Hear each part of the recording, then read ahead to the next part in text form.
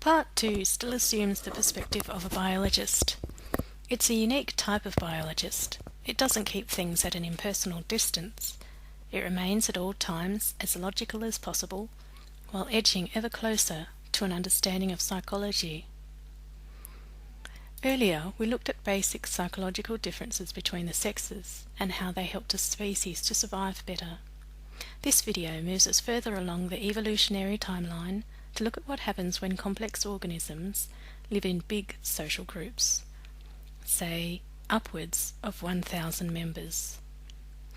Huge groups provide much greater protection and, for most, easier access to food and mates. But the bigger the group, the more ordered it must be, so the struggle to find food, mates and shelter becomes a struggle for access rights, that is, competition by ranking. This is essentially a free trade or open market system where the majority of animals get the benefits of being in the big group, but it also means fighting. Every member wants food, shelter and mates for themselves and their hangers-on, but the sexes fight for access rights differently. The reason for this is because big group structures support females. Where females bear the young, that is, in most of the big groups, the females are the overwhelming majority. Offspring care puts them in greater need of protection and easier access to food. So the females benefit directly from big groups the most. It is also easier for the males to locate females when it is time to mate, but the males are not usually integrated into the big group for most species. The males roam in packs or cope alone outside the big group, and their male psychology naturally positions these outsider packs to defend the big group of females and offspring as a whole.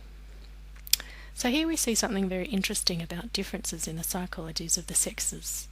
Females are the precious ones who are basically guaranteed protection by the big group as they are without needing to be active or conspicuous. Males, by contrast, are the relatively worthless ones who are not guaranteed protection by the big group but must strive to prove their value, defeat males, rivals, in order to gain mating rights. In the human species and in some ape species, males live within the big group. However, females are still the core focus of the society because humanity is anthropocentric and the human-making industry has women for its central focus. That is, women are naturally positioned to care for the young. So women are still generally guaranteed protection by the big group, and men are still required to prove their worth. And this has clear ramifications for how the ego develops in the sexes. Most females are more timid, but they are also more readily satisfied with themselves. And the males are not as jumpy, as easily frightened, but they're more insecure because they must fight more to dominate their environment. We could also say that male fighting is more overt, but in reality males do have to struggle more, they have to do more, and this is forced onto them by the demands of society. And by society I mean the females. The next video will be a detailed exploration of feminine psychology, but the conclusion of this video is still a minute or so away because there's something important to say in relation to the psychology of the sexes. That is, I'd like to indicate the bigger picture of this series. This is what the discerning biologist/thinker has already perceived. We've so far been looking at the sexes as social creatures. That is, the perspective has been on the needs of the species. We haven't been looking at the individuals involved. We haven't yet examined the ramifications of these psychological differences between males and females by relating it to the biologist who is observing so quietly. In animal psychology, males are not at ease with themselves. The females tend to be more timid, but the males tend to be on alert for attention and signs of submission or threat. They feel the need to show off, be noticed, and be something. And in the human species, this solidifies into a deep, habitual internal conflict in males who believe themselves to be unworthy and suspicious in some sense. It's the source of a lot of suffering, and yet this internal conflict is a rather special thing. Coping privately and silently with internal conflict without the need to express it or get rid of it somehow means men are capable of overcoming huge odds.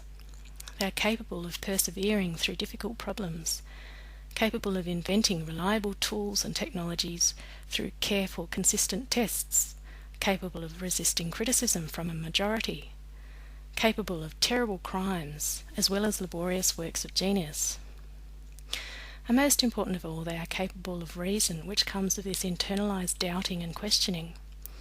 So the fragile but huge ego of the human male is their potential for philosophical greatness. Not that this potential eventuates for most males, but the potential is at least there.